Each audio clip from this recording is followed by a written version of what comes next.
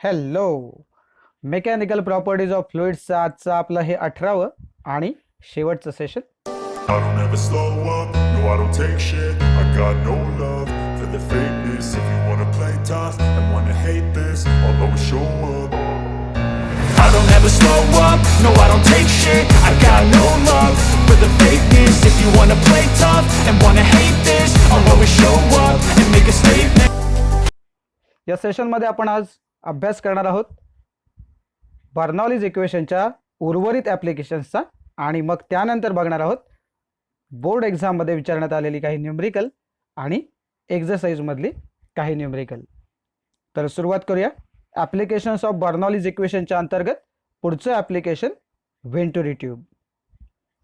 So basically ही Venturi tube म्हणजे काय आहे, तर ही एक अशी ट्यूब आहे की जी ट्यूबमधला फ्लुइडचा जो फ्लो आहे त्याची स्पीड कॅल्क्युलेट करते. So a Venturi tube is used to measure the speed of flow of fluid in the tube. It has constriction in the tube. म्हणजे कन्स्ट्रिक्शन म्हणजे एक अरुंदपणा आहे तिथे. As the fluid passes through the constriction its speed increases in accordance with the equation of continuity. म्हणजे काय म्हटलं बघा, जसं या कन्स्ट्रिक्शनमधून म्हणजे या अरुंद भागातून जसं फ्लुइड पास होतं तसं काय होतं, इट्स स्पीड इन्क्रीजेस. स्पीड काय होते, वाढते in accordance with equation of continuity. कारण डेफिनेटली आपल्याला माहिती आहे बघा, म्हणजे एक साधा जर आपण विचार केला तर आपल्याकडे जे इक्वेशन ऑफ कंटिन्युटी आहे ते काय सांगतं, तर A1 V1 is equal to A2 V2. So area of cross section आणि व्हेलॉसिटी यांचा जो प्रॉडक्ट आहे हा काय असला पाहिजे, तर तो कॉन्स्टंट असला पाहिजे. आणि मग अर्थातच ज्या वेळेला मग एरिया ऑफ क्रॉस सेक्शन कमी होईल तिथे ऑटोमॅटिकली काय झालं पाहिजे, स्पीड वाढली पाहिजे. तरच A इंटू व्ही हा जो प्रॉडक्ट आहे तो कॉन्स्टंट राहील इक्वेशन ऑफ कंटिन्युटीनुसार. सो एकदम हा सिंपल विचार आहे. सो द प्रेशर दस decreases as required by the Bernoulli equation. आपण जर ते वेंटुरी ट्यूबची जर रचना बघितली तर तुमच्या ते इझिली लक्षात येईल. सो आपण आता एक कन्सिडरेशनमध्ये घेऊया की the fluid of density rho flows through the Venturi tube. The area of cross section A1 at wider part and A2 at the constriction. So जर अशी जर रचना असेल तर डायग्राम तुमच्या समोर ठेवतो बघा. हा बघा, हा जो पोर्शन आहे हा इथे कमी झालेला जो अरुंद आहे, जो कन्स्ट्रिक्शनचा पार्ट आपल्याला दिसतोय, आणि इकडच्या साईडला जो एरिया ऑफ क्रॉस सेक्शन आहे तो जास्तीचा आहे. याचा अर्थ मग इथली जी वेलॉसिटी आहे म्हणजे A1 आणि V1चा प्रॉडक्ट बघा, इथे एरिया जास्त आहे तेव्हा वेलॉसिटी कमी असणार आहे. तर याचा अर्थ इथे जर एरिया कमी झाला तर वेलॉसिटी वाढली पाहिजे, जेणेकरून इक्वेशन ऑफ कंटिन्युटीनुसार A आणि V यांचा प्रॉडक्ट कॉन्स्टंट राहील. आता तुम्हाला हे या साईडला ज्या दोन व्हर्टिकल ट्यूब कनेक्ट केलेल्या ज्या दिसत आहेत बेसिकली त्या विचारात घेऊ नका, या आपण नंतर जोडणार आहोत. सो आपण पहिली जी वेंचुरी ट्यूब जी आहे, वेंटुरी ट्यूब, ही या पद्धतीने आपल्याला दिसेल की एक त्याचं जे तोंड आहे एक साईडचं ते वायडर आहे आणि मधल्या पोर्शनमध्ये ते काय झालं, थोडंसं छोटं झालेलं आहे, अरुंद झालेलं आहे. ओके. सो जर या कंडिशनमध्ये आपण इक्वेशन्सचा विचार केला तर काय होईल माहिती आहे, समजा let the speed of fluid at A1 and A2 be V1 and V2. So speed जी आहे A1च्या ठिकाणी ती V1 आहे आणि जिथे एरिया A2 आहे, एरिया ऑफ क्रॉस सेक्शन, तिथे स्पीड आहे V2. And the pressures be P1 and P2 respectively. So त्या दोन ठिकाणची जी प्रेशर्स आहेत ती P1 आणि P2 आहेत असं आपण बघतोय. सो डायग्राम आपली जी आहे ती समोर ठेवली आहे. सो बर्नौलीज इक्वेशनने आपण काय लिहू शकतो बघा, P1 plus half rho V1 square is equal to P2 plus half rho V2 square. आता जर तुम्ही बघितलात तर इथे जी शेवटची टर्म ॲक्च्युअली बर्नौलीज इक्वेशनमध्ये दिसते ती आपल्याला दिसत नाही, कारण हे जे पॉईंट्स आपण घेतलेले आहेत P1 आणि P2 हे एकाच हाईटला आहेत basically.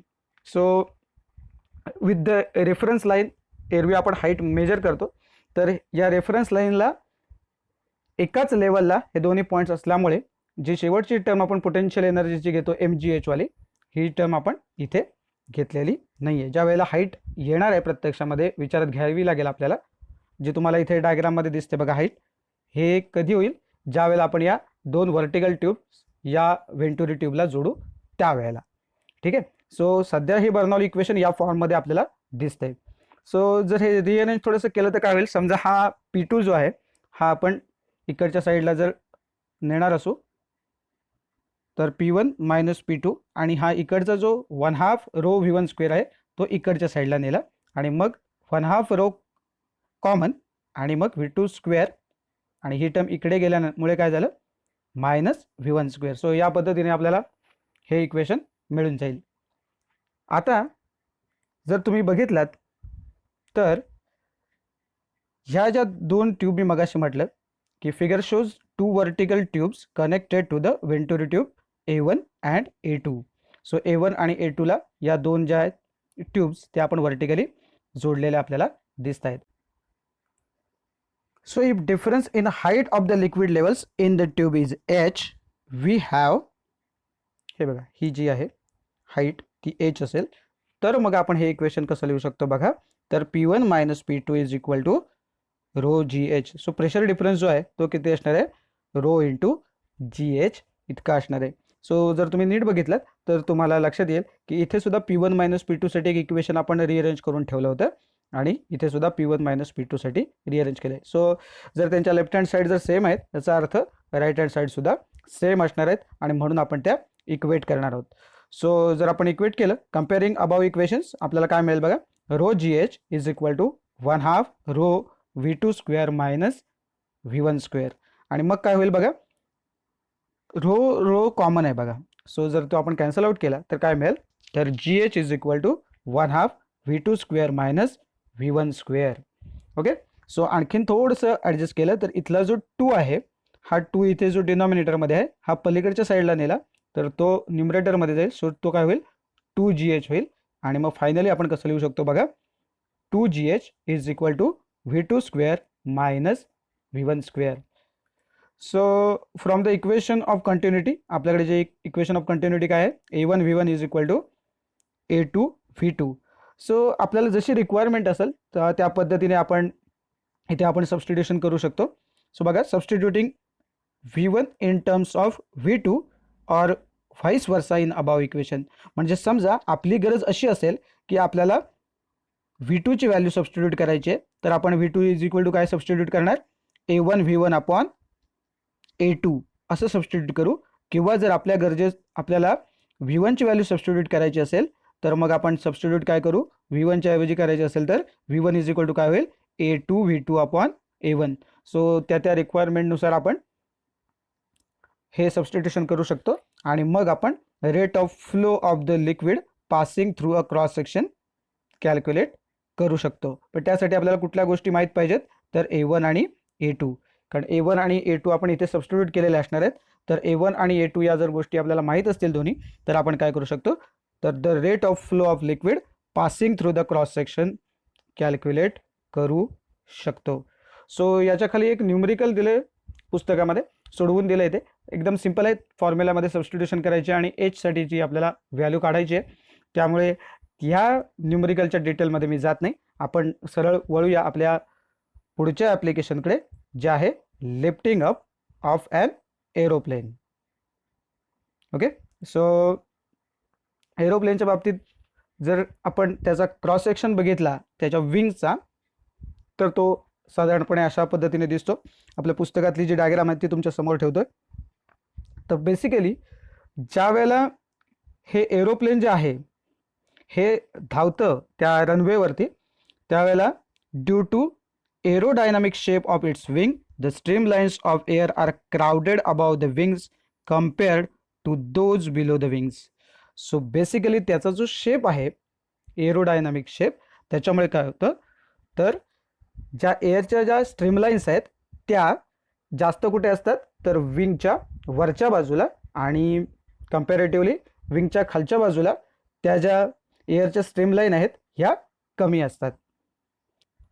So according to Bernoulli's principle the pressure about the wings decreases and that below the wings increases. आणि त्यामुळे काय होतं, तर विंग्सच्या वरच्या साईडचं जे प्रेशर आहे ते कमी होतं आणि विंग्सच्या खालच्या साईडचं जे प्रेशर आहे ते जास्त होतं.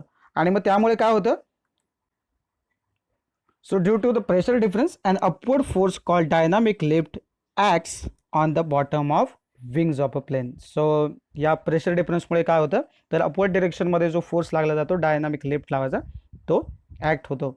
आणि त्यामुळे काय होतं, तर या परिस्थितीमध्ये जेव्हा हा फोर्स जो आहे हा त्या विमानाच्या किंवा एरोप्लेनच्या वजनापेक्षा जास्त होतो, तेव्हा काय होतं, ते जे एरोप्लेन आहे ते टेक ऑफ करतं. तर बेसिकली हे जे एरोप्लेनचे जे विंग्स आहेत त्याला बेसिकली 3 बेसिक पार्ट आहेत विंग्समध्ये, फ्लॅप, स्लॅट आणि एलेरॉन नावाचे.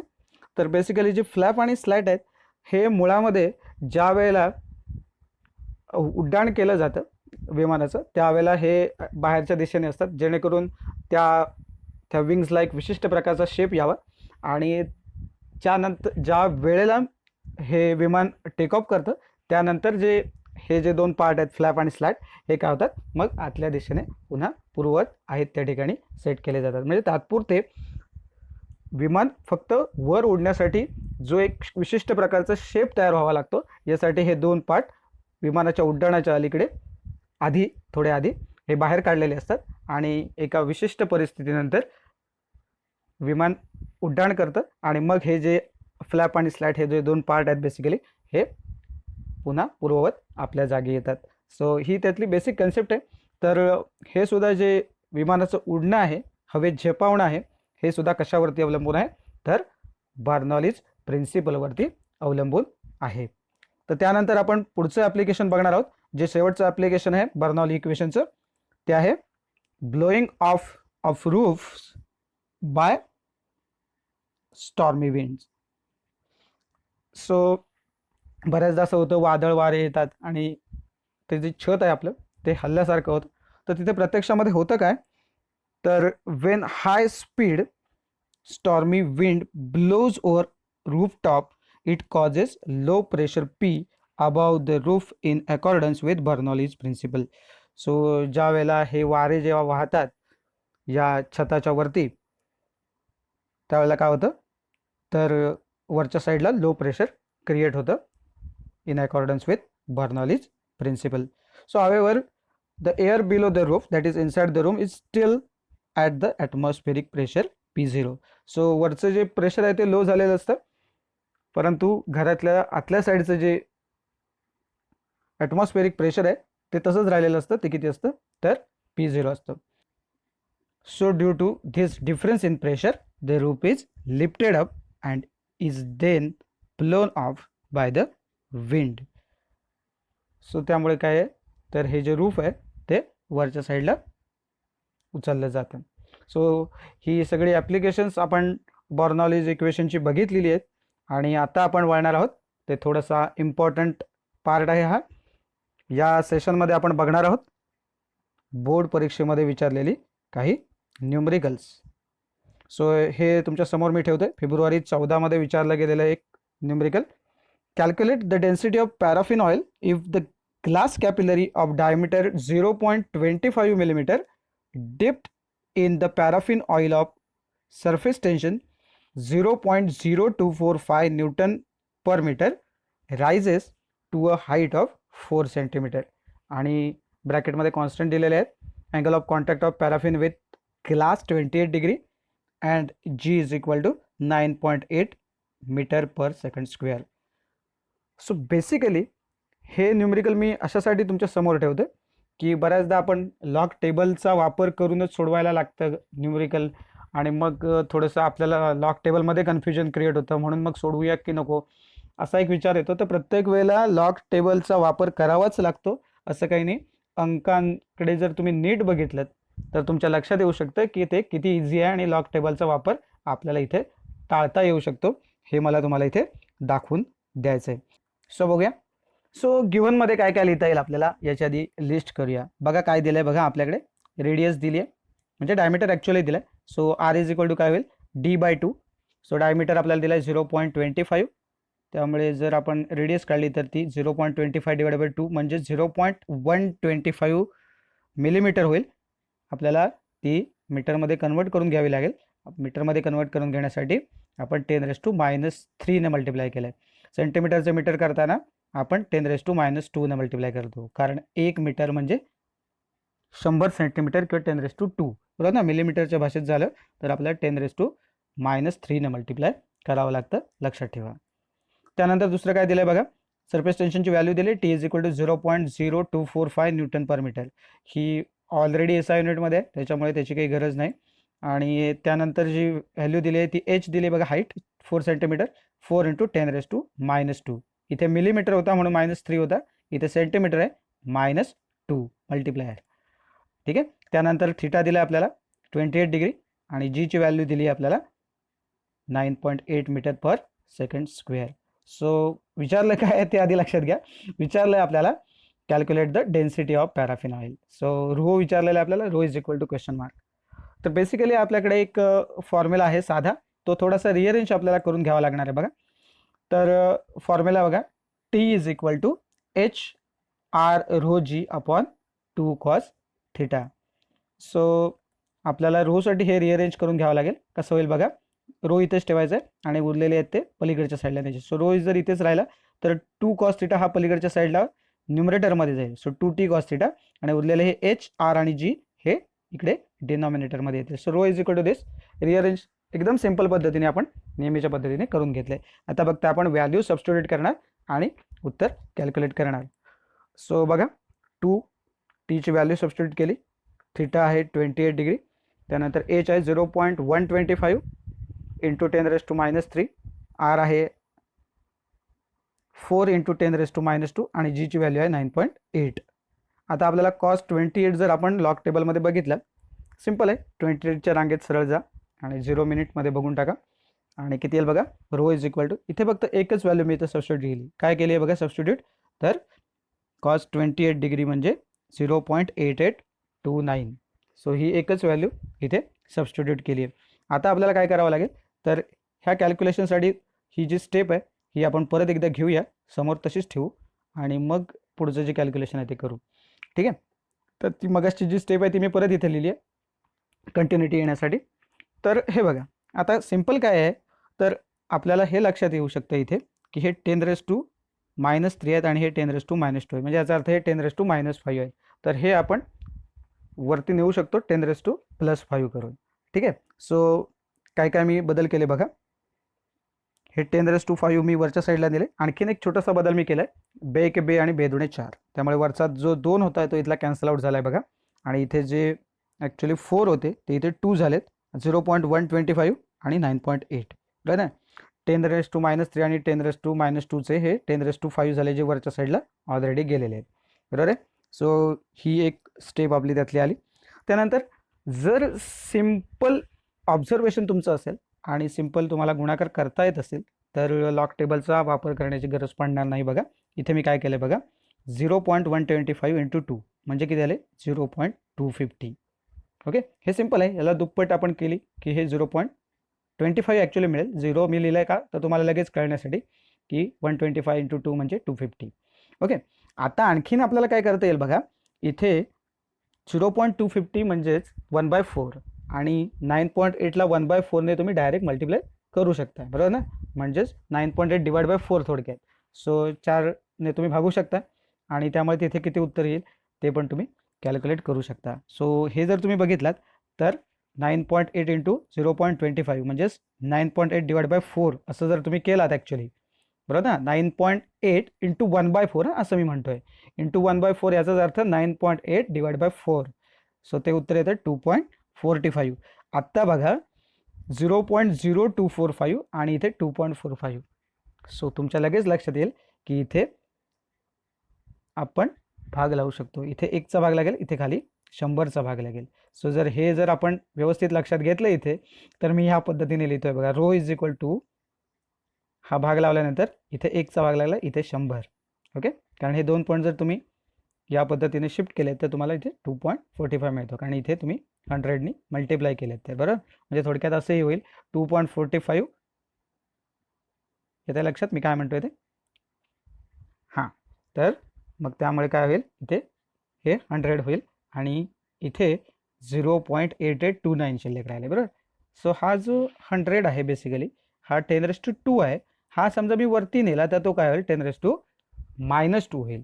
आणि मग पुढच्या स्टेपला मी असं लिहू शकतो 0.8829 आणि 100 मधले जे 10⁻² वरती गेले मायनस होऊन, त्यामुळे इथे राहिले 10⁻3. सो हे 10⁻3 ने जर मल्टिप्लाय केलं तर हे 3 पॉईंट पुढे काय होतील, शिफ्ट होतील. आणि मग रो तुम्हाला काय मिळेल, तर 882.9 आणि डेन्सिटी आहे युनिटमध्ये लिहायची kg/m³. सो या पद्धतीने आपण कुठेही बघा, लॉग टेबलचा वापर म्हणजे मी फक्त कॉस्टची जी व्हॅल्यू होती 28, कॉस्ट 28, त्याच्यासाठी मी फक्त हे वापरला होता लॉग टेबल. अदरवाईज इथे मला कुठेही लॉग टेबलचा वापर करण्याची गरज पडली नाही. तर असंही होऊ शकतं की जे अंक असतात आपल्याकडे न्यूमेरिकलमध्ये दिलेले, ते इझी असतात, जेथे कॅल्क्युलेशन इझी जाऊ शकतात या पद्धतीने.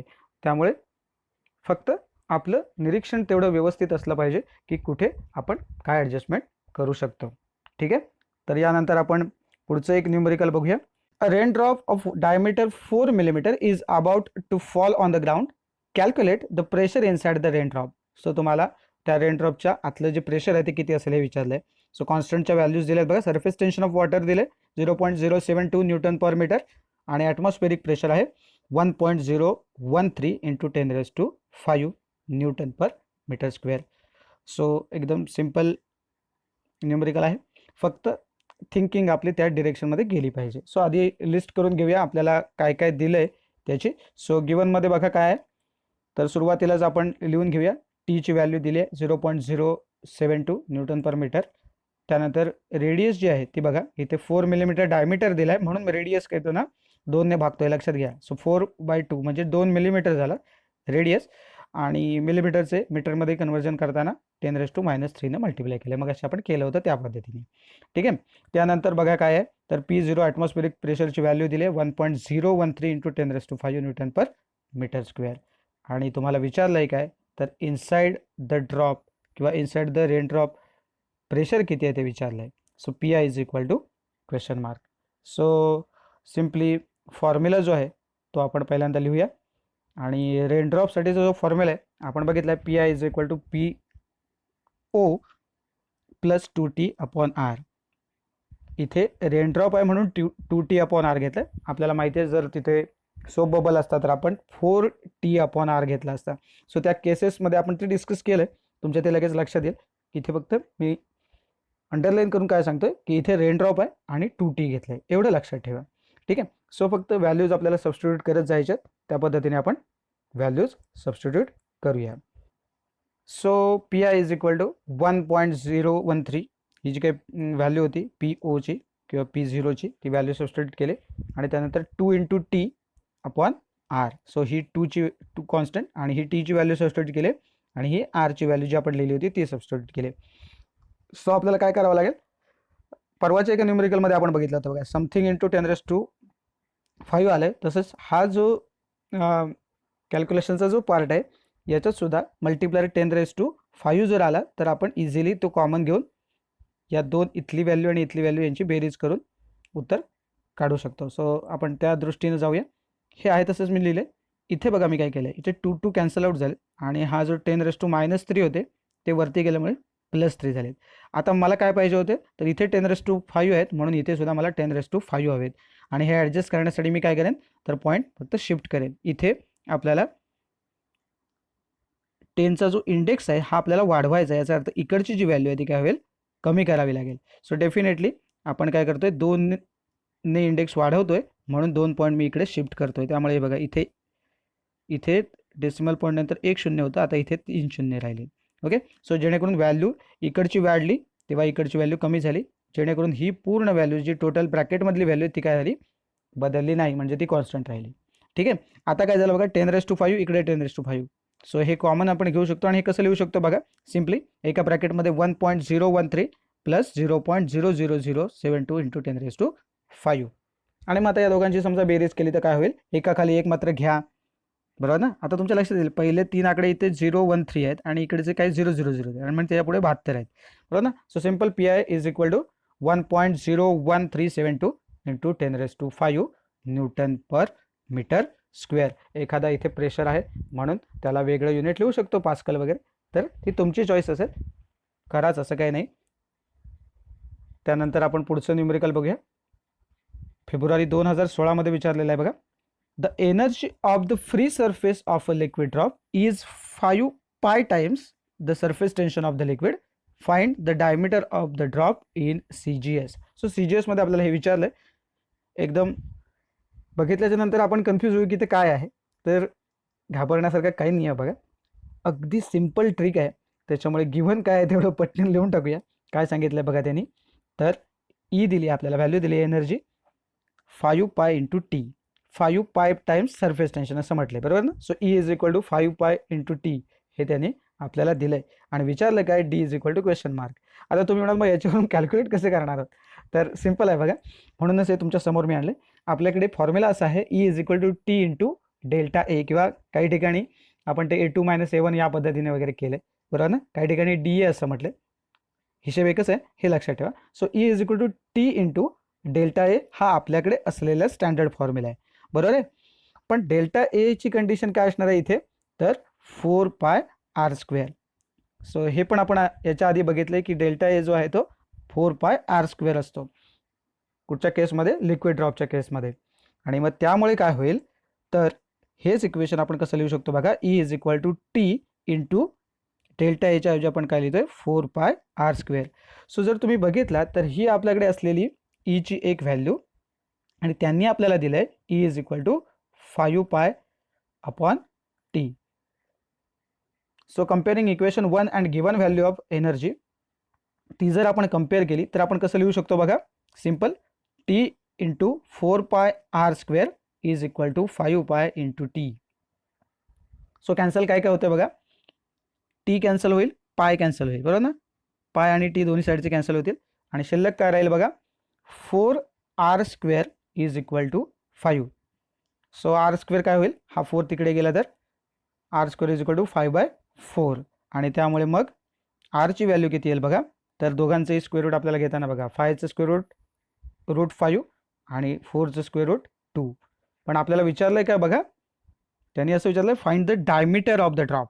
सो आपल्याला थोडीशी ॲडजस्टमेंट अजून करावी लागेल. काय करावं लागेल, तर आपल्याला याला 2ने मल्टिप्लाय करावं लागेल. सो 2ने जर आपण मल्टिप्लाय केलं का, तर आपल्याला डायमीटर हवा आहे. सो रेडियसच्या दुप्पट डायमीटर. सो जर 2ने आपण मल्टिप्लाय केलं तर आपल्याला डायमीटर मिळून जाईल. तो डायमीटर आहे √5, कारण 2ने मल्टिप्लाय केल्यावर काय होईल, 2 कॅन्सल होतील. सो डायमीटर किती येईल, √5. आणि √5ची व्हॅल्यू जी आहे ती आपण लॉग टेबलमध्ये बघू शकतो किती येते, 2.23 सेंटीमीटर. सो ऑब्व्हियसली आपल्याला माहिती आहे की 4चा स्क्वेअर रूट 2 असणार आहे, बरोबर ना, आणि 9चा स्क्वेअर रूट 3 आहे. याचा अर्थ असा आहे की डेफिनेटली 4 आणि 9च्या मध्ये 5 आहे. याचा अर्थ 5चा स्क्वेअर रूट हा 2 आणि 3च्या मध्ये असणार आहे, हे आपण कन्फर्म आपल्याला माहीत असणार आहे. ठीक आहे. सो या पद्धतीने आपण हेही न्यूमेरिकल सोडवलं फेब्रुवारी 2016च्या पेपरमधलं. त्यानंतर आणखीन एक इंटरेस्टिंग न्यूमेरिकल आपण बघूया. Calculate the work done in increasing the radius of a bubble in air from 1 centimetre to 2 centimetre. The surface tension of soap bubble is 30 dyne per centimetre.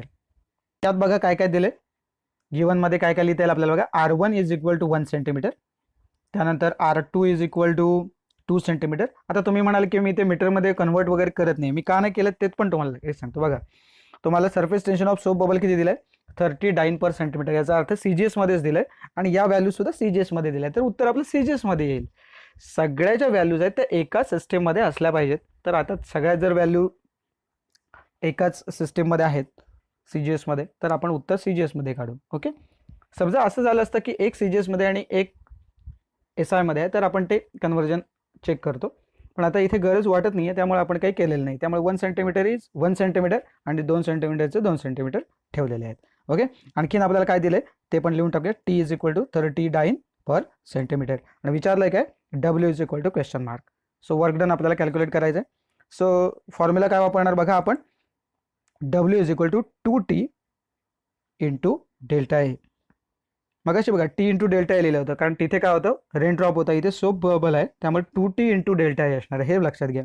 So एवढाच फक्त किरकोळ फरक जो कायम आपल्याला लक्षात ठेवायचा आहे ना, की तुम्हाला काय विचारलंय, रेन ड्रॉप दिलाय का सोप बबल दिलाय हे बघा. कारण दोन फिल्म्स असतात, दोन सरफेस असतात. सोप बबलला या पद्धतीने आपण ते प्रत्येक वेळा त्याच्या दुप्पट होत जाते. जो फॉर्म्युला आपण तिकडे वापरलाय तिकडे इकडे त्याच्या डबल होतं, असं आपल्याला बऱ्याचदा दिसले. त्यामुळे हे लक्षात ठेवा प्रत्येक वेळेला. आणि फॉर्म्युला जर चुकला जरा जरी वापरताना, की सोप बबल विचारलाय आणि फॉर्म्युला वापरला तुम्ही रेन ड्रॉपचा, किंवा ज्यावेळेला रेन ड्रॉप विचारलाय आणि तुम्ही सोप बबलचा फॉर्म्युला वापरलाय, तर असं करू नका. त्यामुळे तिथे नीट बघा अशा प्रकारच्या न्यूमेरिकलमध्ये की तुम्हाला सोप बबल दिलाय की रेन ड्रॉप दिलाय. ठीक आहे. सो फॉर्म्युला तुमच्या समोर ठेवलाय. आता कॅल्क्युलेशनमध्ये काही फार अवघड काहीच नाही बघा. आता सिच्युएशन काय आहे, तर तुम्हाला डेल्टा ए फक्त कॅल्क्युलेट करून घ्यावा लागेल. सो डेल्टा ए कसा काढणार आपण, तर A2 मायनस A1 एकदम सिंपल आहे. तो सुरुवातीला तो कॅल्क्युलेट करूया आणि मग सबस्टिट्यूट करूया, काही प्रॉब्लेम येत नाही. सो एरिया आपण कसा काढतो माहिती आहे तुम्हाला, तर A1 जो आहे आपला तो 4 पाय R1 स्क्वेअर असणार आहे.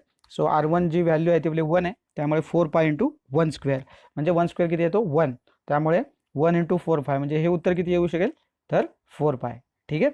तसंच आपण A2 कसं लिहिणार बघा, A2 इज इक्वल टू 4 पाय R2 स्क्वेअर. इथे 4 पाय इंटू 2 स्क्वेअर आहे, कारण R2ची व्हॅल्यू किती आहे 2 आहे. सो 2 4 स्क्वेअर आहे 4, 4 इंटू 4 म्हणजे 16 पाय. सो हे जे उत्तर आहे A2चं हे किती आलं 16 पाय. सो A2 मायनस A1 आताच कॅल्क्युलेट करून टाकूया, म्हणजेच डेल्टा ए म्हणजे आपल्याला इथे सबस्टिट्यूट करता येईल. सो 16 पायमधून जर का 4 पाय मायनस झाले, तर delta A is equal to 16 pi minus 4 पाय, म्हणजे किती मिळेल आपल्याला डेल्टा ए 12 पाय. ठीक आहे. So he G delta A 12 पाय आहे ती आपण इथे फक्त सबस्टिट्यूट करणार आहोत, आणि टीची व्हॅल्यू 30 जी दिली आहे ती आपल्याला इथे सबस्टिट्यूट करता येईल. सो करूया लगेच. So W is equal to 2t into delta A, substitution करतो आपण. 2 इंटू 30 टीची व्हॅल्यू दिलेली, आणि डेल्टा ए तुम्ही घेतलात 12 पाय. पायची किंमत दिली असेल तर सबस्टिट्यूट करा जी दिली असेल ती, अदरवाईज आपण 3.14 घेऊ शकतो, आणि सिम्पल आणखीन एक डिजिट वाढवण्यापेक्षा तेवढ्यात भागवू आपण. ठीक आहे. So 2 into 30 into 12 into 3.14. ठीक आहे. सो यांचा गुणाकार जो आहे तो सिम्पली इथे पण बघा, ते आपण पुढच्या स्टेपला जर बघितलं तर थेट आपण लिहू शकतो बघा. 30 दुणे 60 आणि 12 72, 720 झाले, आणि गुणिले 3.14. सो इथेही लॉग टेबलचा वापर न करता तुम्ही थेट सिम्पल कॅल्क्युलेशन जर तुम्ही केलं, कारण का हे 2 इंटू 30 60 आणि मग इंटू 12 म्हणजे 12 72, 720 गुणिले 3.14. सो हा गुणाकार तुम्ही इझिली करू शकता. लॉग टेबलचा वापर करायलाच पाहिजे असंही नाही. आणि इथे जे तुम्हाला उत्तर मिळाले ते मिळाले 2260.8 अर्ग. सो या पद्धतीने आपण हे आणखीन एक न्यूमेरिकल सोडवलं आहे. पुढचं न्यूमेरिकल बघा. A drop of mercury of radius 0.1 centimetre is broken into 27 droplets of the same size. Find the work done if surface tension of the mercury is 549 per centimetre. आता हे न्यूमेरिकल तुमच्या समोर अशासाठी ठेवलं आहे, कारण आपल्या टेक्स्टबुकमध्ये जो एक्झरसाइज दिला आहे बेसिकली त्याच्यामध्ये अशाच प्रकारचं एक न्यूमेरिकल विचारलं आहे. जे 21वे जे न्यूमेरिकल आहे ते याच पद्धतीचं आहे, अंक थोडेसे वेगळे आहेत. मी तुम्हाला हे न्यूमेरिकल सोडवून दाखवणार आहे आणि ते तुम्हाला होमवर्कला देणार आहे. त्यामुळे हे जे न्यूमेरिकल आहे ते प्रॉपरली बघा कशा पद्धतीने सोडवले. तेव्हा जेव्हा होमवर्कला अशा पद्धतीचं न्यूमेरिकल येईल तेव्हा फक्त तुम्हाला मेथड समजून मग सबस्टिट्यूशन प्रॉपर करून उत्तर काढायचं आहे. आणि उत्तर काय आहे ते पुस्तकामध्ये ब्रॅकेटमध्ये दिलेलं आहे, त्यामुळे तुमचं उत्तर हे बरोबर आलं आहे की नाही हे तुम्ही तिथेच क्रॉस चेक करू शकाल. ठीक आहे. तर हे कसं सोडवायचं हे तुमच्या समोर ठेवतो आता. सो काय दिलंय त्याची एकदा लिस्ट करावी लागेल आपल्याला. So R is equal to 0.1 centimetre. R capital घेतलाय मुद्दामून, कारण हा एक ड्रॉप मोठा जो आहे त्याची रेडियस आपण म्हणून कॅपिटल R घेतलाय, आणि जे छोटे ड्रॉपलेट्स असणार आहे त्यांची जी रेडियस आहे ती आपण स्मॉल r घेणार आहोत. ठीक आहे. So capital R is equal to 0.1 centimetre. So n किती दिलाय बघा, तर 27 आहे. 27 ड्रॉपलेट्स आहेत म्हणून इथे n 27 घेतलाय. त्यानंतर T आहे 549 पर सेंटीमीटर, आणि जे मगाशी मी तुम्हाला म्हटलं की जे ड्रॉपलेट्स आहेत त्यांची जी रेडियस आहे ती आपण स्मॉल r म्हणून कन्सिडर करतोय. सो काय होईल बघा, जेव्हा हा एक ड्रॉप अनेक ड्रॉपमध्ये विभाजित होईल, पण ते होईल काय, तर या 27 ड्रॉपलेट्सचं एकत्रित व्हॉल्यूम आणि एका ड्रॉपचं व्हॉल्यूम हे काय असणार आहे, सारखंच असणार आहे. साधं कॅल्क्युलेशन आहे, कारण का एका ड्रॉपपासून 27 बनलेले आहेत, बरोबर आहे. सो आपण फक्त हा फॉर्म्युला व्हॉल्यूमचा लिहू शकतो, ड्रॉपलेट्सचा आणि ड्रॉपचा. तर फॉर्म्युला आपल्याला माहिती आहे, व्हॉल्यूम ऑफ स्पिअरचा फॉर्म्युला आपल्याला इथे अप्लाय करावा लागेल. सो आपण काय लिहू शकतो बघा, सिम्पली 27 इंटू 4/3 पाय आर क्यूब, बरोबर ना, हा स्पिअरचा फॉर्म्युला. आणि एका ड्रॉपलेटचं जी रेडियस आहे, बरोबर ना, ती आपण स्मॉल आर घेतली आणि ड्रॉपची जी रेडियस आहे ती आर घेतली. ते 27ने का मल्टिप्लाय केलं, कारण हे 27 आहेत आणि इथला ड्रॉप आहे तो एकच आहे, त्यामुळे 1 इंटू असं लिहिता आलं असतं, पण ते आपण लिहिलेलं नाही. ठीक आहे. सो हा स्पिअरचा फॉर्म्युला आहे व्हॉल्यूम ऑफ स्पिअरचा, आणि हे आपण कम्पेअर करतोय. ठीक आहे. सो पुढच्या स्टेपला सिम्पली काय होईल बघा, हे पाय जे आहेत ते कॅन्सल आउट होतील. त्यानंतर इकडचे 4/3 पण कॅन्सल आउट होतील. आता हा जो 27 आहे हा जरा थोड्याशा वेगळ्या फॉर्मॅटमध्ये आपण लिहिला आहे. 3 क्यूब, 3चा क्यूब किती आहे, 27. सो तुम्हाला हे शोधून काढावं लागेल. सो तुम्हाला जो हा नंबर शक्यतो जो मिळेल हा क्यूबच्या फॉर्मॅटमधला असेल, हे लक्षात ठेवा, जेणेकरून तुम्हाला या फॉर्ममध्ये एक्सप्रेस करता येतील. म्हणजे किती ड्रॉपलेट्स असू शकतात, तर फॉर एक्झाम्पल 2चे किती क्यूब होतो, तर 8 येतो. सो 8 असू शकतात, बरोबर ना. जे तुम्हाला पुस्तकामध्ये जे न्यूमेरिकल दिले तिथे 8 असणार आहे, म्हणजे तुम्ही इथे काय करणार आहे, 2 क्यूब कराल. ठीक आहे. सो या पद्धतीने आपण इझिली ते करू शकतो. 64 असू शकतात, कारण का 4चा क्यूब किती आहे, 64 आहे. या पद्धतीने हे अंक आपल्याला मिळतील. सो इथे 3 क्यूब इंटू आर क्यूब, कारण हे बघा 4/3 पाय हे कॅन्सल आउट झाले, त्यामुळे 3 क्यूब आर क्यूब आणि इकडे आर क्यूब.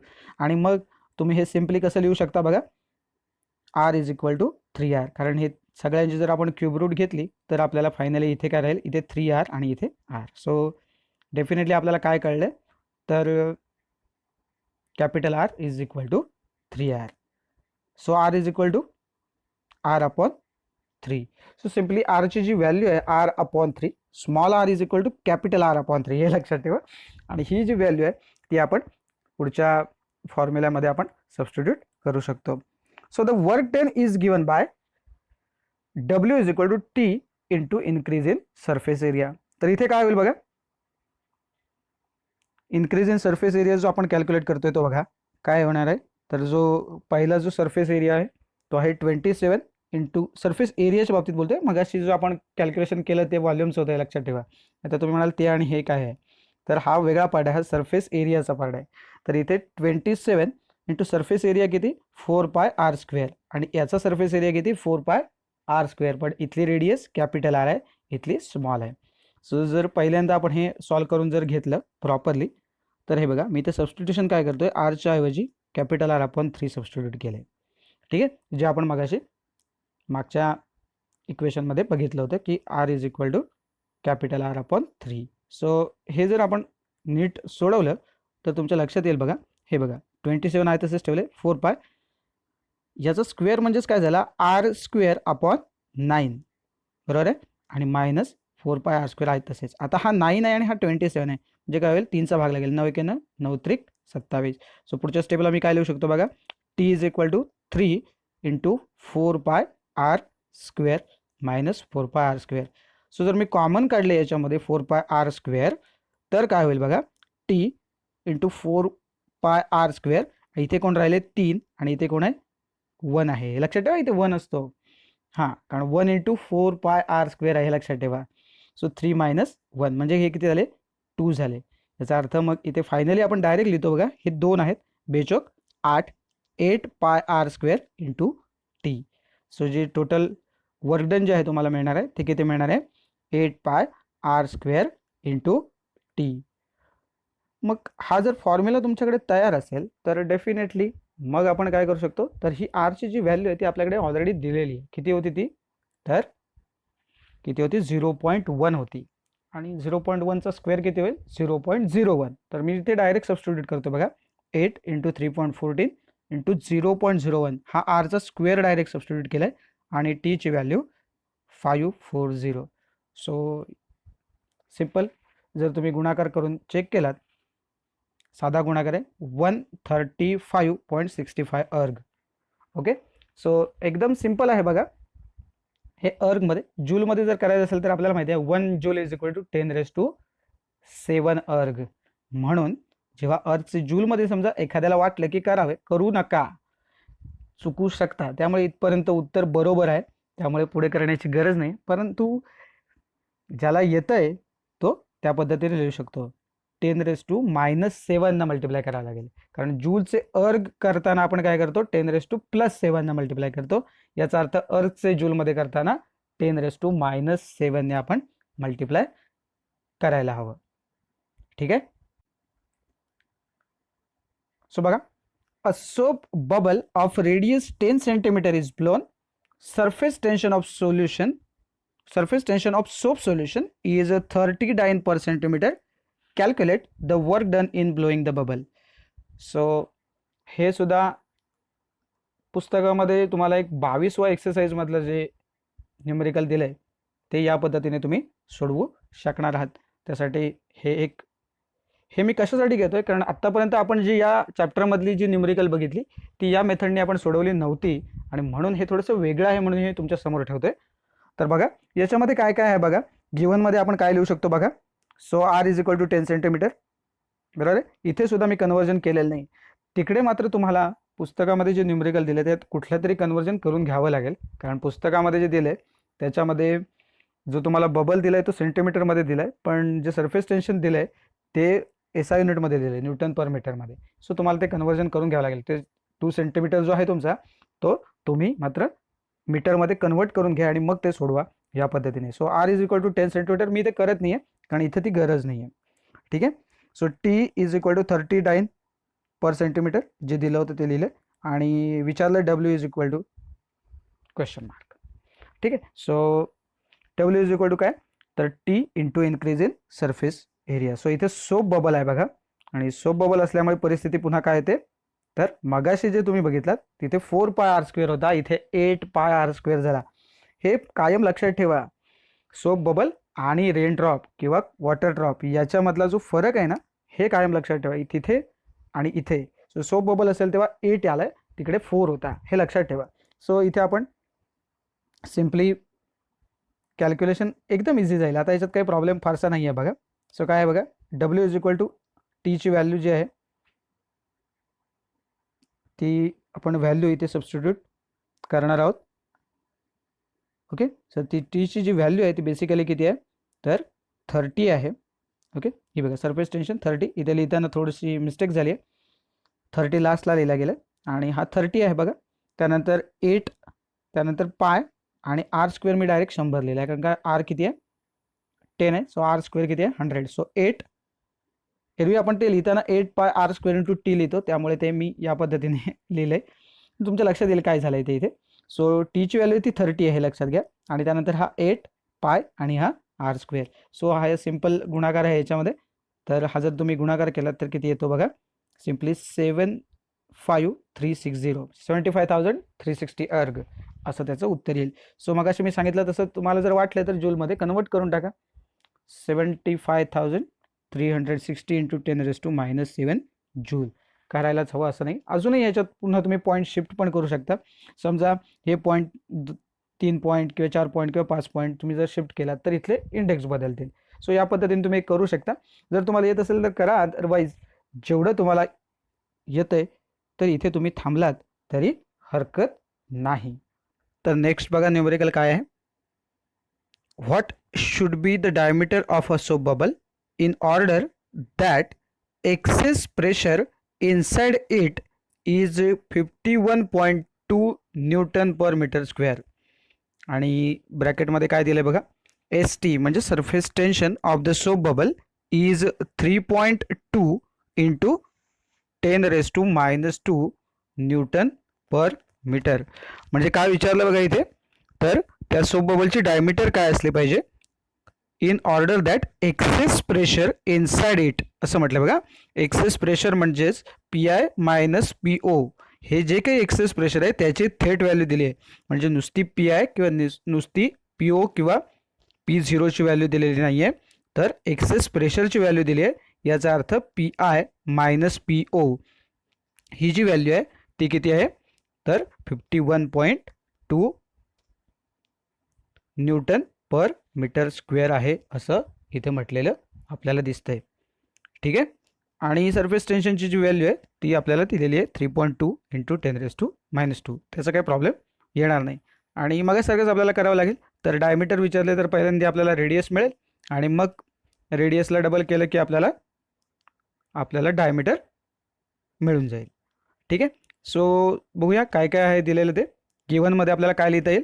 तर सुरुवातीलाच आपण काय लिहू शकतो, PI minus PO is equal to 51.2 newton per metre square. So ही एक दिलेली व्हॅल्यू आहे आपल्यासमोर.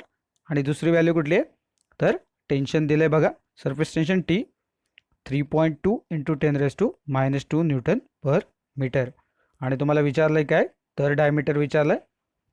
So diameter D is equal to question mark असं आपल्याला इथे लिहिलेलं दिसतंय.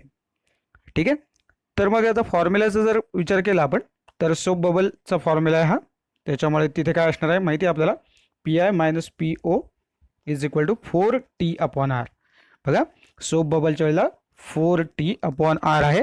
आणि ज्या वेळेला आपण रेनड्रॉप किंवा वॉटर ड्रॉप असं आपण बघितलं होतं त्यावेळेला आपण किती घेतले होते, 2T/R. सो एकदा लक्षात घ्या, आपण कुठल्या आर्टिकलमध्ये हे बघितले, तर ते आर्टिकल होतं एक्सेस प्रेशरचं. आणि त्या इक्वेशनला आपण काय म्हणतो, त्याला आपण म्हणतो Laplace law of spherical membrane. म्हणजे जर तुम्हाला आठवत असेल तर excess pressure inside a liquid drops एक जे डेरिवेशन आपण बघितलं, तिथेच आपण हा Laplace law of spherical membrane असं म्हटलं होतं. आणि जे सोप बबलमध्ये आपण तिथे हे मेन्शन केलं आहे बघा, तिथे आपण असं म्हटलं होतं की सोप बबलमध्ये परिस्थिती काय असते, तर त्याला दोन सरफेस असतात, एक इनर सरफेस आणि एक आउटर सरफेस. आणि त्यामुळे इथे 4T/R येतो असं आपण त्या स्पेशल केसमध्ये बघितलं आहे. मला वाटतं साधारणतः पेज नंबर 40-41 या दरम्यान कुठेतरी आपण ते बघितलं होतं. तुम्हाला आठवत असेल हे PI minus PO is equal to 4T/R. तर तुम्ही ते चेक करून घ्या. फॉर्म्युला मात्र हे मी तुम्हाला पुन्हा पुन्हा का सांगतो हे लक्षात घ्या, कारण फॉर्म्युल्यामध्ये समजा इथे 4T/R ऐवजी तुम्ही 2T/R लिहिलं आणि कॅल्क्युलेशन केलं, तर मात्र जर उत्तर चुकलं तर फॉर्म्युल्याचं सबस्टिट्यूशन ते चुकले, फॉर्म्युला चुकला आणि उत्तर चुकलं, आणि त्यामुळे इथे तुम्हाला एकही गुण मिळणार नाही. तर अशी परिस्थिती निर्माण होईल. म्हणून लक्षात घ्या, सोप बबल लिहिलंय की वॉटर ड्रॉप लिहिलंय हे एकदा चेक करून घ्या आणि त्यानंतर फॉर्म्युला फायनलाइज करा. हे पुन्हा पुन्हा मी आज अगदी प्रकर्षानं तुम्हाला सांगतोय आणि ते कायम लक्षात ठेवा. सो हा फॉर्म्युला तुमच्या समोर आहे. So R is equal to आपल्याला रिअरेंज करून घ्यावं लागेल. आपल्याला विचारलं डायमीटर, सो R आपण इकडे न्युमरेटरमध्ये जाईल आणि PI मायनस PO जो आहे तो इकडे डिनॉमिनेटरमध्ये येईल. So R is equal to 4T/PI minus PO. So इथे आपल्याला या व्हॅल्यूज ज्या आहेत आपल्याकडे आलेल्या, त्या व्हॅल्यूज आपल्याला काय करावे लागतील, तर सबस्टिट्यूट करावे लागतील.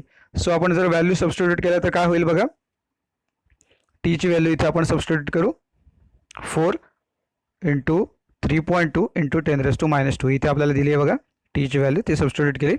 आणि मी मगाशी तुम्हाला म्हटलं होतं की जी व्हॅल्यू दिली तुम्हाला एक्सेस प्रेशर असं म्हटलं, त्यामुळे ती चेक करत जा इथे काय दिलं आहे. ठीक आहे. सो एक्सेस प्रेशर म्हटलं. सो PI मायनस PO ची जी व्हॅल्यू आहे ती किती आहे, 51.2 आहे. सो या पद्धतीने आपल्याला हे लक्षात येईल. सो आपण हा सिंपल गुणाकार जो आहे 4 इंटू 3.2 हा इझिली करू शकतो. किती येईल तो सांगा, एक्झॅक्टली 12.8. सो आपण हे लिहू शकतो बघा असं, 12.8 इंटू 10⁻² डिवायडेड बाय 51.2. ठीक आहे.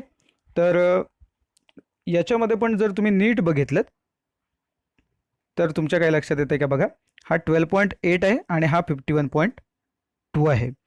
तर हां बरोबर, काही लोकांच्या हे लक्षात येईल पटकन, कारण जर आपल्याला ती सवय असेल तर तुमच्या लक्षात येईल. कारण आपण 256 बघतो, तर 256च्या हाफ बरोबर 128 आहेत आणि 256च्या डबल 512.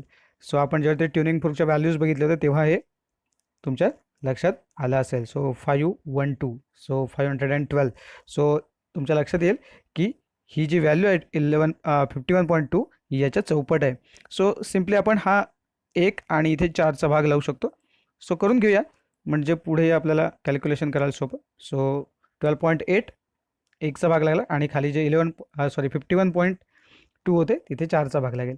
सो 1/4 म्हणजेच किती ॲक्च्युली तर 0.25.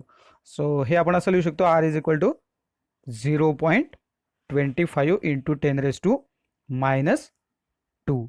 आता ही जी व्हॅल्यू आहे ही आपण थोडीशी मॉडिफाय करून इथे असे लिहू शकतो. बघा काय करूया, 2.5 इंटू 10⁻³ आता काय केलं बघा, मी इथून हा पॉईंट इकडून इकडे शिफ्ट केला, बरोबर. हे बऱ्याच लोकांना लक्षात येत नाही म्हणून मी पुन्हा एकदा आज नीट क्लिअर करतोय. बघा इथे काय झालंय तर आपण हा पॉईंट इकडच्या साईडला शिफ्ट केला. आता 0.25 मोठे की 2.5 मोठे, तर 2.5 मोठे. याचा अर्थ इथली जी व्हॅल्यू आहे 0.25ची ती आपण काय केली इकडे वाढवली. याचा अर्थ इथली जी व्हॅल्यू आहे ती आपल्याला काय करावी लागेल इकडे कमी झालेली असली पाहिजे, बरोबर ना. जेणेकरून काय होईल त्याची जी व्हॅल्यू आहे टोटल ती काय होईल बॅलन्स होईल. तर मग इथे आपण काय केलं एक पॉईंट शिफ्ट केला आहे, बरोबर ना. सो एक डेसिमलने आपण काय केलं थोडक्यात एक अंकाने ही व्हॅल्यू इथली बदलली डेसिमल पॉईंट. तर इथे सुद्धा काय व्हायला पाहिजे एकने. आता इथे ही एकने वाढली याचा अर्थ ही एकने कमी व्हायला पाहिजे. मग -2 -3 सो कमी झाली लक्षात घ्या -3 आहे. सो -2 मोठे आणि -3 लहान हे लक्षात घ्या. त्यामुळे इकडची संख्या जी आहे 0.25 ती 2.5 म्हणजे इथे वाढली आणि 10⁻² आहे ते एका डिजिटने कमी झाली म्हणजे 10⁻³ झाली. सो ही जी व्हॅल्यू आली आरची ती कशामध्ये आहे तर मीटरमध्ये आहे. आणि म्हणून जर मिलीमीटरमध्ये आपण ते कन्व्हर्जनमध्ये आपण असं बघितलं होतं बघा की जेव्हा मिलीमीटरचं कन्व्हर्जन आणि सेंटीमीटरचं कन्व्हर्जन आणि मीटर याचं जेव्हा रिलेशन आलं होतं तेव्हा ते आपण बघितलं होतं. त्यामुळे आपण मिलीमीटरच्या भाषेत हे असं लिहू शकतो, हे मीटर आहेत आणि मिलीमीटर किती येतील मग 2.5 मिलीमीटर. आणि ही व्हॅल्यू जी आली आहे ती आपलं फायनल आन्सर नाही आहे हे पण लक्षात घ्या. आपलं जे आन्सर आहे ते आपल्याला विचारलेलं काय आहे ते डायमीटर आहे. बऱ्याचदा काय होतं आपण सगळं जे कॅल्क्युलेशन करतो आणि सगळ्यात शेवटी आपण एक व्हॅल्यू ऑब्टेन करतो आणि मग तिथेच आपण थांबतो. विचारलेलं काय आहे डायमीटर. सो जर रेडियस 2.5 मिलीमीटर असेल तर डायमीटर किती असेल. आता मी इथे डायरेक्ट लिहून टाकतोय 5 मिलीमीटर. जर तुम्हाला असं वाटलं तर तुम्ही इथे काय करू शकता D is equal to 2 into R आणि मग 2 into 2.5 is equal to 5 millimetre असं लिहू शकता. बरं दुसरं एक महत्त्वाचं की जिथे मगाशी मी तुम्हाला म्हटलं की ही जी व्हॅल्यू आहे समजा इथे जी तुम्हाला व्हॅल्यू मिळाली होती ती पण मीटरमध्ये आली होती, इथे तुम्ही थांबला असतात तरी चाललं असतं. मी फक्त हे मिलीमीटरच्या कन्व्हर्जनसाठी इथपर्यंत आलो आहे. समजा इथे तुमचं उत्तर संपलं आहे बघा हे 0.25 इंटू 10⁻² आणि युनिट काय असणार होतं तर ऑब्व्हियसली मीटर, कारण आपण सगळं एसआय युनिटमध्ये बोलतो आहे. त्यामुळे इथे थांबलात तरी चालेल, म्हणजे हेही बरोबर आहे, हेही बरोबर आहे आणि हेही बरोबर आहे. समजा इथे जर तुम्ही थांबला असतात R is equal to 0.25 into 10⁻², तर तुम्ही मग डायमीटर किती लिहिली असते तर 0.5 केली असती, डबल केली असती, बरोबर ना. सो 0.5 इंटू 10⁻² मीटर असं लिहिलं असतात. किंवा इथे जर थांबला असतात तर मग डायमीटर किती झाली असती तर 5 इंटू 10⁻³ मीटर, बरोबर आहे. सो कुठल्याही पद्धतीने उत्तर बरोबर आहे. फक्त जिथे कन्फ्युजन आहे की मग काय करायचं पॉईंट शिफ्ट केल्यावर मग 10ची पॉवर कशी होईल, म्हणजे एकने कमी होते बरोबर आहे, मग ती 10⁻²ची मग 10⁻⁻1 होईल की -3 होईल. याच्यामध्ये जर कन्फ्युजन असेल तर मग डेफिनेटली तुम्ही काय करा याच्यावरती विचार करू नका आणि तिथेच थांबा. ही आरची व्हॅल्यू, मात्र एक गोष्ट लक्षात घ्या आरची व्हॅल्यू काढून आपल्याला थांबायचं नाही आहे. तर आपल्याला विचारलं आहे डायमीटर तर आपल्याला डायमीटर काढायचे. आणि अगदी जर आपल्याला हवं असेल तर आपण शेवटची एक लाईनमध्ये आपण कमेंट देतो की diameter of given bubble is 5 millimetre. या पद्धतीने तुम्ही हे शेवटचं वाक्य लिहू शकता. ते पण जर तुम्हाला गरज वाटली तर, नाहीतर तुम्ही फायनल आन्सरला एक छोटासा चौकोन केलात की विषय संपतो. ठीक आहे. सो तुम्हाला जे सोयीचं असेल ते तुम्ही करू शकता. तर आता वळूया आपल्या होमवर्ककडे. तर आजचा आपला पहिला होमवर्क काय बघा, a drop of mercury of radius 0.2 centimetre is broken into 8 droplets of the same size. Find the work done if the surface tension of mercury is 435.5 dyne per centimeter. ब्रॅकेटमध्ये लिहिलं आहे बघा page number 55. So page number 55 वरती तुम्हाला हे दिलेलं असणार आहे गणित, ते माझ्या लक्षात राहणार नाही म्हणून मी ते लिहून ठेवलं आहे. पेज 55 वरती तुम्हाला मिळेल. तर या पद्धतीचं जे मगाशी आपण बघितलं 27 ड्रॉपलेट्सचं जे न्यूमेरिकल एक होतं, बरोबर ना? तर हे त्याच पद्धतीने आपल्याला सॉल्व करायचं आहे. आणि मला वाटतं तिथे जे एक्सरसाइजमध्ये सॉल्व करायला दिले त्याच्यामध्ये उत्तरसुद्धा दिलेलं आहे, त्याच्यामुळे तुम्ही ते व्हेरीफाय पण करू शकता. आणि जे मी मगाशी पण उल्लेख केला होता, परत एकदा तुम्हाला रिमाइंडर देतो की इथे 8 ड्रॉपलेट्स आहेत, याचा अर्थ 2 क्यूब असं आपण लिहिणार आहोत. बघा, फक्त इथे काय करावं लागणार आहे तेवढं तुम्हाला सांगतो. नाही, बेसिकली नाही, इथे सुद्धा परिस्थिती काही मला नाही वाटत याच्यामध्ये पण काही गरज आहे, कारण इथे सुद्धा जी तुम्हाला रेडियस जी मिळाली आहे ती सेंटीमीटरमध्ये आहे आणि जे सरफेस टेन्शन आहे बेसिकली ते सुद्धा डाइन पर सेंटीमीटरमध्ये दिलेलं आहे. आणि त्याच्यामुळे इथे काही गरज पडणार नाही. ज्या पद्धतीने जाते त्या पद्धतीने तुम्ही कॅल्क्युलेशन करू शकताय. पण लक्षात ठेवा मेथड काय आहे ती. आपली मेथड तिथे जसं सॉल्व केलं त्या मेथडने लिहित जा, म्हणजे काय होईल, थोडीशी प्रॅक्टिस होईल. इवन याच्या पलीकडे जाऊन मी तुम्हाला सांगतो की थोडंसं काय करा की हे झाल्याच्या नंतर तुम्ही स्वतः एक न्यूमेरिकल बनवून घेऊ शकता. बघा, म्हणजे उदाहरणार्थ इथे रेडियस 0.2 सेंटीमीटर मी लिहिली आहे, तर तुम्ही तिथे 0.3 सेंटीमीटर घेऊ शकता.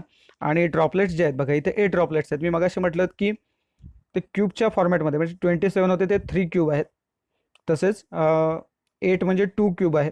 तसंच तुम्ही 64 ड्रॉपलेट्स घेऊ शकता डेफिनेटली, कारण 64 जर तुम्ही घेतलात तर तुम्हाला माहिती आहे की 4 × 4 16 × 4 म्हणजे 64. सो 64 असतील तर याचा अर्थ ते 4 क्यूब येतील आणि त्या पद्धतीने तुम्ही ते करू शकता इझिली. आणि सरफेस टेन्शनची जी व्हॅल्यू आहे ना बेसिकली, ही तुमच्या न्यूमेरिकलच्या हिशेबाने तुम्ही सिलेक्ट करा थोडीफार अप्रॉक्सिमेटली, कारण आपण तिथे जे न्यूमेरिकल घेतलं तिथे बघितलं तर ते जे सरफेस टेन्शन होतं ते किती, मला वाटतं 540 अशी काहीतरी व्हॅल्यू आहे. सो तुमच्या कॅल्क्युलेशनमध्ये ते इझी जावं या पद्धतीने तुम्ही ते ॲडजस्ट करून तुम्ही तिथे देऊ शकता. सो तुम्ही स्वतः एकदा प्रिपेअर करून बघा, म्हणजे काय होईल, मी तुम्हाला एक सॉल्व करून दाखवलं प्लस हे तुम्ही सॉल्व कराल, आणखीन तुम्ही एक तयार करा आणि मग तुम्हाला आणि थोडासा तुमचा कॉन्फिडन्स वाढेल.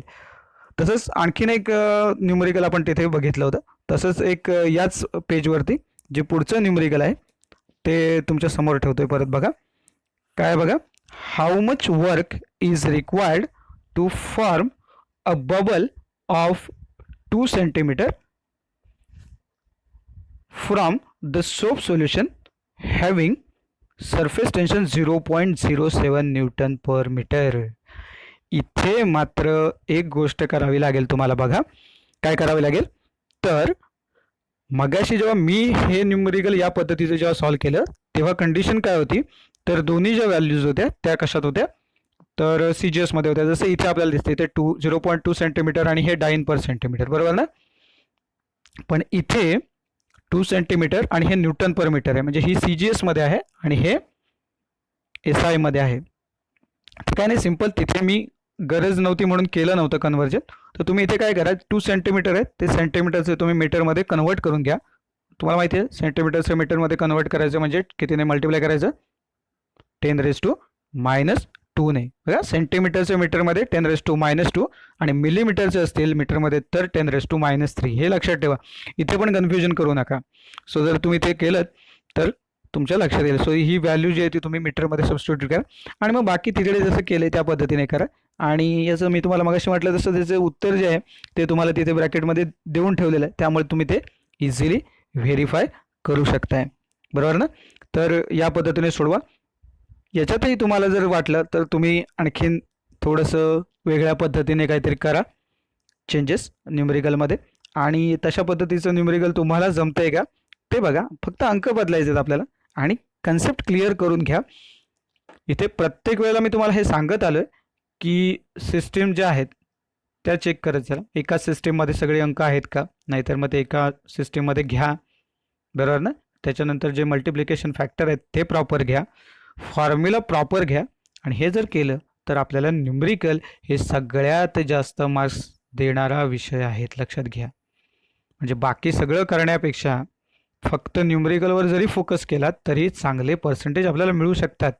म्हणजे हे लक्षात राहिलं नाही ते लक्षात राहिलं नाही असं म्हणण्यापेक्षा प्रॉपर फक्त हे डोक्यात फिट करून ठेवा. आणि हे सिम्पल आहे काही कुठलं एक रॉकेट सायन्स नाही आहे, त्यामुळे इझिली तुम्ही हे करू शकता. तर या पद्धतीने आजचा हा होमवर्क आहे. थोडासा लांबला आजचं सेशन, पण आज मला हे सगळं तुम्हाला मुद्दाम सांगावं असं वाटलं, कारण या किरकोळ चुका आहेत ह्या न्यूमरिकल सॉल्व करताना आपल्याकडून होतात आणि त्यामुळे आपले मार्क्स जातात आणि मग आपला कॉन्फिडन्स जातो. त्यामुळे तो घालवू देऊ नका. कॉन्फिडन्स कायम ठेवा, प्रॅक्टिस करा आणि मग डेफिनेटली तुम्हाला याच्यामध्ये सक्सेस मिळेल.